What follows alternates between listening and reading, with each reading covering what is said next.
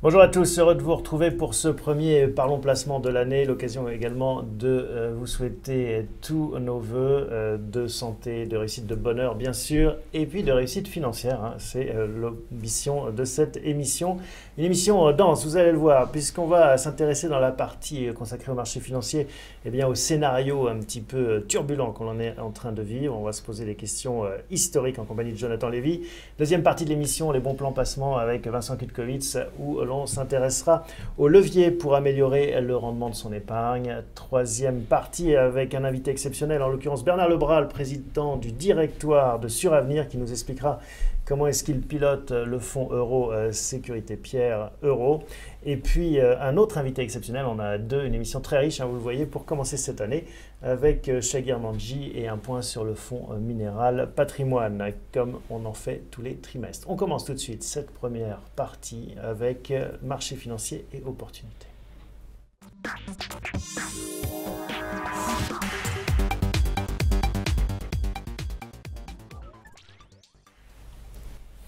Bonjour Jonathan. Bonjour Thomas. Une période donc agitée depuis la fin de l'année dernière, le mois de décembre et ce mois de janvier, avec des marchés qui accusent le coup, très chahutés. On se pose une question ensemble, est-ce qu'on n'est pas en train de vivre un flashback? Ça vous rappelle 2008? Qu'est-ce qui s'était passé en 2008 pour ceux qui ont des souvenirs imprécis? Alors en 2008, c'est la crise des subprimes qui avait commencé en réalité à l'été 2007, juillet 2007, où le premier fonds de la BNP ferme, un fonds monétaire dynamique, monétaire qui est obligé de fermer alors qu'il était censé être liquide. C'était la crise des subprimes qui commençait sur les marchés financiers et qui a duré pendant 18-24 mois sur les marchés financiers. Et pour autant, on avait perçu en fait que l'économie réelle en France, en Europe, continuait à bien performer pendant toute cette période-là, où les marchés financiers, eux, étaient très très chahutés en fait. On avait une croissance en mode panique même. Un vrai effet de panique. Pourquoi? Parce qu'on sentait qu'il y avait un risque de crise systémique. Alors, à l'époque, c'était une inquiétude forte sur le système bancaire. Là, aujourd'hui, la nature de la crise qu'on est en train de vivre est très, très différente. Mais donc, vous employeriez ce mot de systémique au jour d'aujourd'hui? C'est pour ça qu'on a intitulé ce chapitre « Sommes-nous en train de revivre 2008 ?» Vous dites, on en est là? Je pense que la perception des marchés porte sur un risque de crise systémique. C'est pour ça que, là encore aujourd'hui, on constate qu'il y a la même déconnexion. Si vous regardez factuellement les chiffres qui nous arrivent, par exemple sur la zone euro, les chiffres macroéconomiques sont bien orientés. Ils sont toujours en progression. Ils ne sont pas très forts, mais ils sont toujours positifs et orientés dans le bon sens. Et pour autant, vous avez vu que depuis le début de l'année, chaque séance est une séance difficile, à part celle d'aujourd'hui. Malgré tout, ce sont souvent les marchés qui ont raison. On l'a vu en 2008, ils ont bien anticipé, puisqu'en effet, l'économie, alors il y a une dimension autoréalisatrice, mais après, c'est bien arrêté quand même. Oui, effectivement, c'est pour ça que c'est important de s'arrêter, prendre un petit peu de recul sur ce que nous disent les marchés. Est-ce que les marchés ont encore une fois raison de s'inquiéter comme ça, ou au contraire, c'est pour nous une source d'opportunité? On va revenir sur les causes d'inquiétude. Elles sont trois. On commence peut-être par la Chine avec ses chiffres. Il y a eu encore des chiffres en matière de... des chiffres qui ralentissent ce matin encore. Alors, ce matin, ils ont sorti le chiffre de croissance économique qui est ressorti à 6,9, qui est à peu près au niveau des anticipations qu'on avait. Comme par hasard, ça tombe pile poil sur l'anticipation systématiquement. Ils sont très forts pour ça. C'est un des sujets d'ailleurs de l'inquiétude qu'on peut avoir sur la Chine. Quelle confiance peut-on accorder aux statistiques chinoises? Ils sortent les chiffres très rapidement, ils ne sont jamais révisés, alors qu'on le voit aux États-Unis par exemple, ils sortent rapidement mais ils sont révisés à plusieurs reprises. Et des fois on voit que les révisions des statistiques sont assez fortes. En Chine, ça n'arrive jamais. Votre sentiment donc sur cette inquiétude chinoise, elle est préoccupante? Alors c'est un sujet qui est effectivement important, ça c'est clair, c'est pas la Grèce, la Chine. La Chine, à force d'avoir des 10% de croissance pendant 25 ans, ils sont devenus la deuxième puissance économique mondiale. Donc le sujet est important. Donc c'est normal que les marchés s'interrogent sur le ralentissement chinois. À mon sens, là, ils surréagissent, contrairement à 2008 où ils avaient eu raison de s'inquiéter de la crise systémique. Ils surréagissent parce que Ils accordent beaucoup d'importance en fait à ce qui se passe notamment sur le secteur industriel. On a des mauvais chiffres sur le secteur industriel et c'est vrai que là, l'inquiétude à mon avis, elle est majeure parce qu'il y a des surcapacités et il y a eu un problème de compétitivité en Chine. Ils ont revalorisé les salaires pendant beaucoup d'années et la Chine n'est plus compétitive. Ce que vous allez nous dire, c'est qu'il faut regarder les services. Exactement en fait. Le chiffre qui est ressorti ce matin, un des paramètres les plus importants, c'est que le secteur des services est le plus important maintenant à dépasser le secteur industriel. C'est plus de 50% du PIB chinois en fait. Le secteur des services est lui très vigoureux. Et donc, ce à quoi on assiste, c'est un changement de business model de la Chine. On avait une Chine manufacturière très tournée vers l'industrie. On arrive à une Chine plus consommatrice, qui ne produit pas pour exporter, mais pour consommer, ou qui importe peut-être un peu, et tournée vers les services. Exactement, c'est cette transition-là. Ce virage qui est douloureux. Ce virage est douloureux et c'est normal qu'on s'en inquiète, mais c'est ce qui était prévu en fait par les autorités chinoises. Ils savaient très bien qu'ils ne pouvaient pas continuer sur le modèle économique basé uniquement sur les exportations. Il fallait que la consommation interne prenne le relais. Et c'est ce qui est en train de se produire. Les bonnes nouvelles pour moi, c'est que la consommation interne est vigoureuse et les services se tiennent très bien. Et ils ont des très bonnes sociétés qu'on connaît, qui se développent, qui concurrencent des grandes boîtes américaines aujourd'hui. Bon, autre facteur d'inquiétude pour les marchés, le pétrole. Oui. On pourrait se dire que la baisse du prix du pétrole est une bonne chose, puisque ça redonne des marges à certaines industries, comme la chimie, ça redonne du pouvoir aux consommateurs. Mais non, patatras, ça entraîne quand même d'autres difficultés.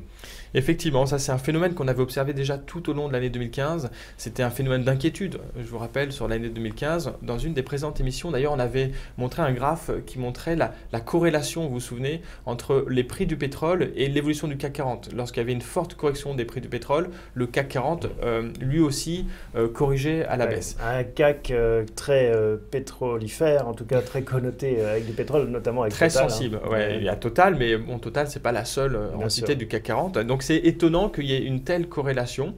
L'inquiétude, en fait, des pour marchés... un pays qui n'a pas de pétrole. On ne fait qu'importer du pétrole, en fait, pour la France. Donc, c'est ultra bénéfique, un pétrole à $30 ou moins. En fait, sur le plan macroéconomique. Est-ce qu'il faut s'inquiéter donc de cette baisse du prix du baril et est-ce que, on nous annonce une baisse durable aussi sur ce prix, même si c'est difficile parfois de prédire les choses. Alors, il y a des vents contraires en fait. Il y a d'une part l'aspect négatif, c'est que tout le secteur pétrolier, les Total et les concurrents de Total, arrêtent d'investir. Et c'était quand même des gros contributeurs en termes d'investissement dans le monde entier, dans les pays développés. Donc cet investissement disparaît complètement et donc c'est un moteur de la croissance qui s'éteint complètement.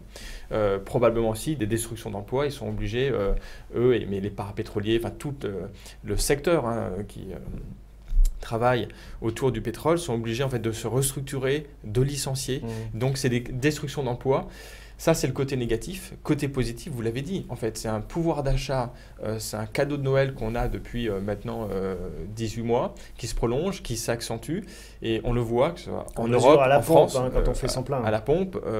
Sur le plan macroéconomique, on constate que c'est un vrai soutien à la consommation interne. La consommation, dans nos pays développés, c'est 60% du PIB. Donc, globalement, pour nous qui sommes importateurs nets de pétrole, nous, France et zone euro, c'est globalement favorable en fait cette baisse du pétrole. Et alors autre signal qui peut inquiéter les investisseurs, c'est celui de la hausse des taux aux États-Unis. Alors là aussi c'est toujours pareil, il y a une ambivalence dans la lecture. C'est vrai que c'est bon signe que la Fed ait entamé cette hausse. Ça veut dire que le sous-jacent, l'économie américaine va mieux malgré tout. Monnaie plus chère, argent plus cher, donc avec des réévaluations de prix. Les marchés n'aiment jamais en fait les phases de hausse des taux. Les marchés actions, personne n'aime. On préfère emprunter pas cher. On préfère emprunter pas cher. Ce qui se passe, c'est que la Fed a tardé en fait à remonter ses taux. Et il y en a qui se posent même la question sur à quel niveau du cycle économique on est aux États-Unis. Est-ce qu'on n'est pas déjà en fin de cycle économique? Ça fait quand même quelques années qu'ils sont en croissance. Donc ils seraient en train de relever les taux à un moment donné où la croissance a besoin d'un coup de pouce supplémentaire. Ils sont un peu en décalage. C'est ça qui inquiète un peu les marchés. Je pense que là encore, les marchés suragissent parce qu'on n'a jamais vu la Fed en fait agir de manière orthodoxe en fait. Depuis 15-20 ans, ils font partie des colombes. La Fed est là pour soutenir l'économie, c'est dans leur mandat, soutenir la croissance. Les risques inflationnistes aujourd'hui paraissent très très faibles aux États-Unis, compte tenu de toutes les pressions déflationnistes qu'il y a dans le monde entier. Je pense qu'ils en sont quand même très très loin, malgré un chômage à 5%. Donc ce risque-là est faible. La Fed continuera en fait à aider la croissance économique et certainement qu'ils vont tarder à relever les taux de manière supplémentaire et probablement que s'il le fallait, ils seraient même prêts à faire un QE supplémentaire ou à utiliser d'autres armes non conventionnelles. Ils sont pragmatiques. Ils sont très pragmatiques en fait. Alors, quand on liste les problèmes, Chine, pétrole, Fed, est-ce que pour autant on a envie d'aller en bourse à l'heure actuelle? Je pense que les marchés en fait ont suragi par rapport à ces problèmes-là. Pourquoi ? Par rapport à la zone euro, qui aujourd'hui pour nous, en fait, la zone où il y a le plus de visibilité sur le plan économique et au niveau des entreprises, parce que c'est quand même dans les entreprises qu'on investit. Les résultats des entreprises reflètent la situation globale, la situation macroéconomique. Les résultats des entreprises est en augmentation en 2015 par rapport à 2014. Ils sont attendus encore en augmentation en 2016 par rapport à 2015. Ça va être un vrai test, là, les trimestriels. Ce sera très intéressant d'avoir les résultats de l'année passée et également la lecture, qu'est-ce qu'ils peuvent nous dire sur leurs anticipations pour l'année 2016. On pense qu'à ce niveau-là, le CAC 40 est en retard parce qu'au niveau où il est aujourd'hui, il a annulé complètement la hausse de 2015. 2014, je rappelle qu'il avait fait moins 0,5. Donc on est au niveau du 31 décembre 2013 en fait aujourd'hui. Il a 2 ans de retard. Avec des entreprises plus musclées qui dégagent plus de profits. Exactement. Et donc il y a une aberration. Alors soit vous croyez en fait, comme les marchés, qu'on va dans le mur et qu'il y a une crise systémique. Ce n'est pas notre cas. On pense que la zone euro en fait est plus solide que ça. Il y a la BCE qui est en place, il y a le pétrole qui est pas cher, il y a l'euro qui est pas cher, il y a les taux qui sont bas. On pense que la BCE en fait va continuer à aider. Donc la zone euro va s'améliorer. Donc c'est intéressant d'aller sur les actions européennes aujourd'hui. Donc soit c'est la fin du monde, soit si c'est pas le cas, c'est intéressant à ce prix.